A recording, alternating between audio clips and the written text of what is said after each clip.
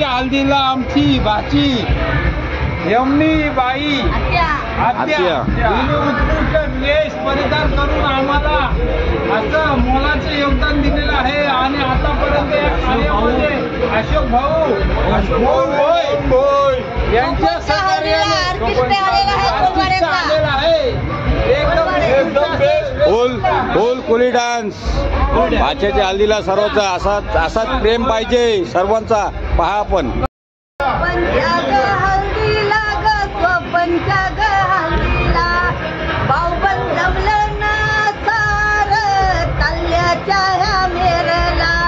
आमच्या